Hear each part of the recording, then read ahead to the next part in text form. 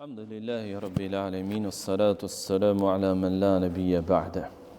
Në këto minuta do të flasim për llojet e shpirtrave. Të dihet që jo të gjithë njerëzit i kanë shpirtrat një lloj. Dhe kjo në varësi të besimit të tyre. Dhe jo të gjithë shpirtrat do ta kenë të njëjtë jetën e varrit.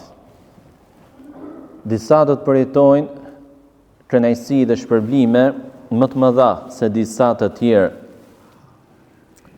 Dhe shpirtrat më të mirë, më të lartë, më të pastër, më të shpërblyer dhe me të cilët Allahu është më i kënaqur, janë padyshim shpirtrat e pejgamberëve. Këta janë njerëzit më të mirë, më të afërt tek Allahu, në dynja dhe në ahiret.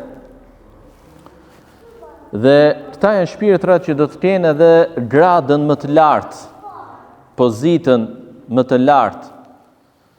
Siç vjen në hadithin e Aishës radhiyallahu ta'ala anha, se kur profeti alayhi salatu wassalam ishte në agoninë e vdekjes, dhe i jepet e drejta apo i jepet leja, thënë më mirë nga Allahu subhanahu wa taala, që të zgjedh ndërmjet vazhdimit të jetës në dynja apo kthimit tek Allahu, tha Allahumma rafiqa al-ala, o Allah më jep shoqërinë e lartë. Zgjodhi kthimin tek Zoti i tij në shoqërinë më të lartë, në shoqërinë më të lartë. Dhe të dytët janë shpirtrat e shahidëve. Shahidët janë ata të cilët flijuan vetët e tyre në rrugë të Allahut. Qoftë në betejë, qoftë edhe jo në betejë. Për shembull, thirrës i madh në Islam, i cili fton të tjerët në Islam dhe Allahu i ka dhënë sukses dhe pranim davës së tij, gjë e cila sjell urrëtie tek pala kundërshtarët e tij nga fetë e tjera dhe e vrasin për të gjë. Dhe ky shahid është. Apo dietar që lufton kufrin, shirkun, bidatin, për hap hajrin, nuk e duan kundërshtarët, e vrasin. Shahid është aty, dhe ndër shahidët më të lartë, më i lartë edhe se ai në betejë. Sepse jo të gjithë shahidët janë në të njëjtën grad. Profeti alayhi salatu wasallam ka treguar se disa lloj vdekjesh kanë quhen shahid. Ai i cili vdes nga dhimbjet e barkut, i mbyturi, ai në rënoja e tjerë. Por jo se ata janë në gradën e shahidit në betejë. Pra edhe ndërmjet shahidëve ka ndryshim. Dhe shahidët janë shpirtrat e shahidëve janë shpirtra të lartë. Thot Allahu subhanahu wa ta'ala, وَلَا تَحْسَبَنَّ الَّذِينَ قُتِلُوا فِي سَبِيلِ اللَّهِ أَمْوَاتًا بَلْ أَحْيَاءٌ عِنْدَ رَبِّهِمْ يُرْزَقُونَ. Mos i mendoni ata që u vranë në rrugë të Allahut si të vdekur. Ata janë të gjallë duke u ushqyer, ata janë të gjallë tek Zoti i tyre duke ngrënë. Duke ngrënë. Thot Mesruq nga tabiinët e njohur, që e pyeti Abdullah ibn Mas'udin radhiyallahu ta'ala anhu, shejkhun e tij, për ta ajet kuranor, cili është kuptimi? Tha, edhe ne kemi pyetur, tha Ibn Mas'udi, për ta ajet. Dhe i përmendi se shpirtrat e tyre, e shahidëve, janë në brendësi të kraharorëve apo të gushës, së zogjve të gjelbër, dhe ata shpirtrat për ta shpirtra ka kandil. Kandil, në një hadith, kandil floriri, që janë të varur në arshin e Allahut. Pra janë lartë. Ti jesh afër arshit është nderim i madh. Dhe këta shpirtra shëtisin në për xhenet ku të dëshirojnë. Dhe më pas kthehen tek këta kandil. Pra i kanë si vend strehimi, vend qëndrimi, pasi bën shëtitje në xhenet, kthehen te këta kandil, që janë pranë arshit, janë të varur në arshin e Allahut. Dhe kur themi zogj xheneti vëllezër. Dhe kur themi jeshil e xheneti, jo jeshil e dynjaje. Kur themi kandil xheneti, Allahu di se si janë. Sa të bukur mund të jenë. Të pa imagjinueshëm. Dhe por jo çdo shahid do ta përjetojë diçka të tillë.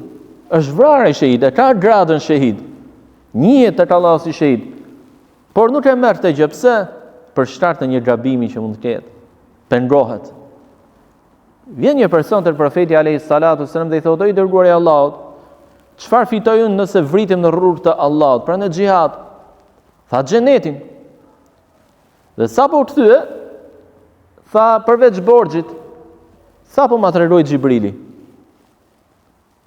Pra nëse ka qenë në borxh dhe ka neglizhuar shlyerjen e tij,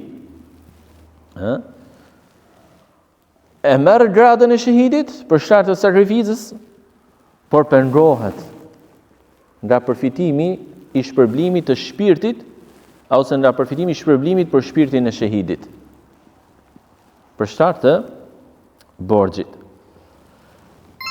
Lloji i tretë i shpirtrave janë shpirtrat e besimtarëve të mirë, të devotshëm, të përkushtuar,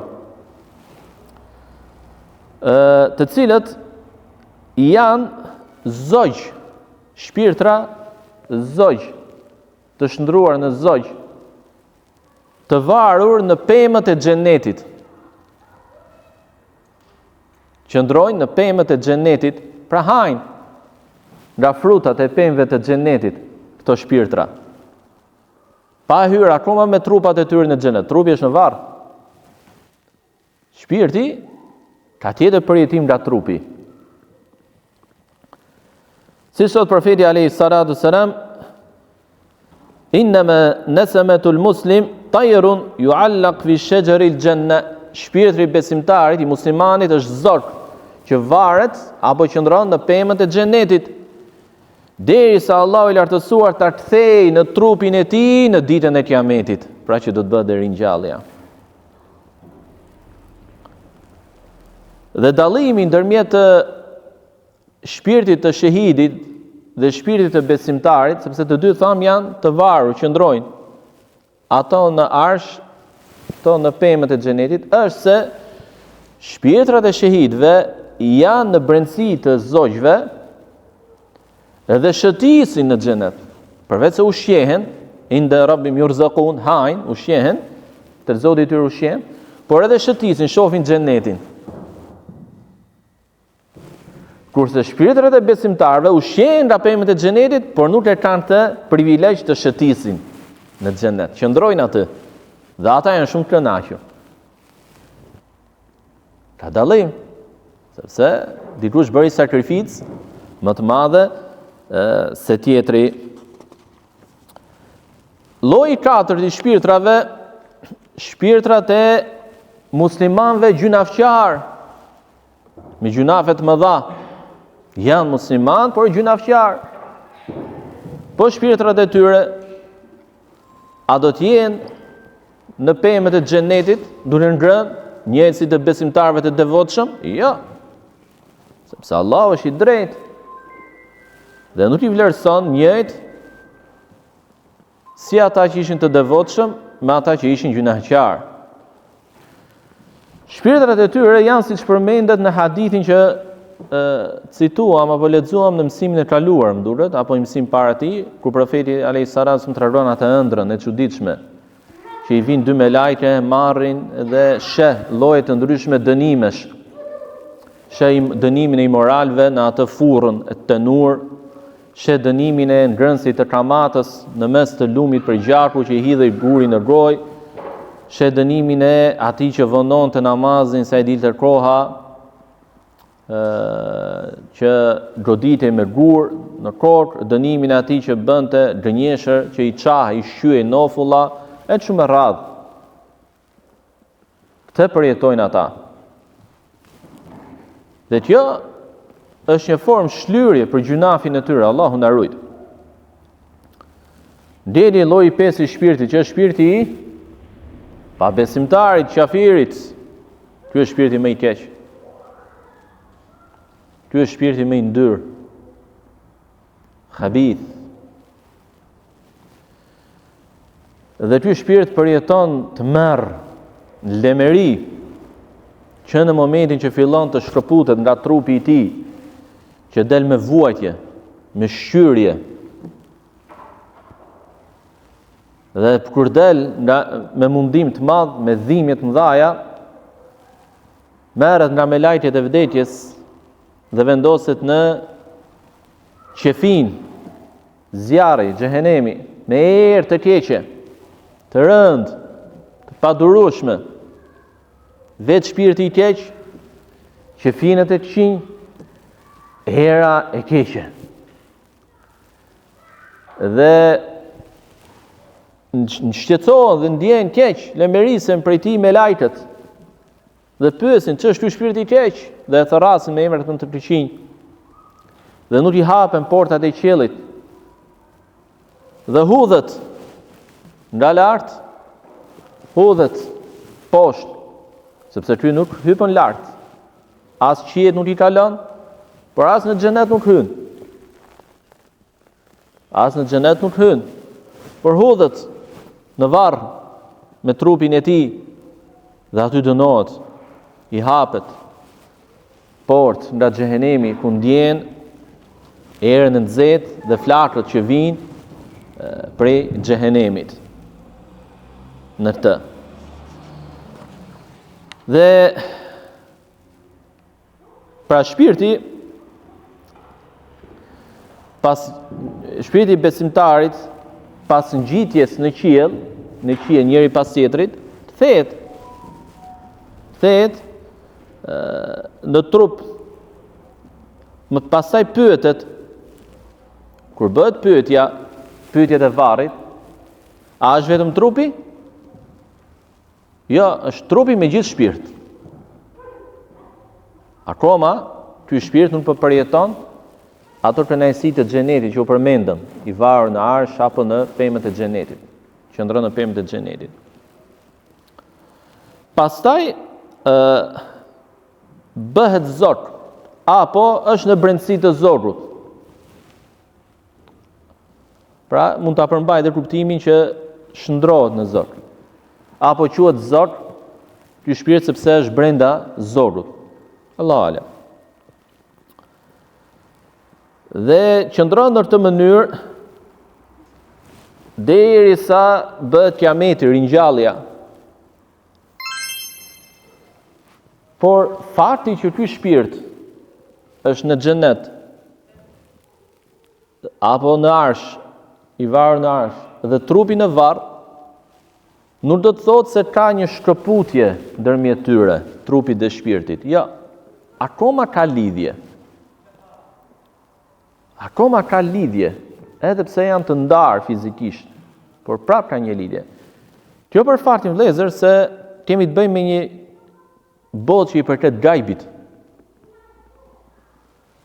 Dhe gajbin ne si besimtar e pranojmë dhe besojmë, edhe pse nuk arrim dot ta përfytyrojmë apo ta ndërtojmë me imagjinatën tonë. Por ne besojmë se çdo gjë që vjen nga Zoti jon është e vërtetë. Alladhina yu'minuna bil ghaib, ata që besojnë në gajbin, ku përmendi Allahu subhanahu wa taala cilësitë e besimtarëve në disa ajete kuranore dhe ndërton edhe në fillim të Kuranit në ajetet e parë të surës Al-Baqara, tha dhe që e besojnë gajbin. Besimtari e beson gajbin. Sepse e di që është diçka për te arsyes së tij, logjikës së tij.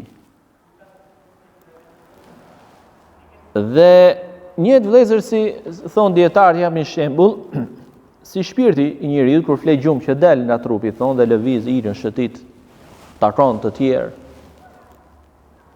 Sa që kur zgjohet e ndjen, sikur ka ndodhur me të vërtetë ajo gjë.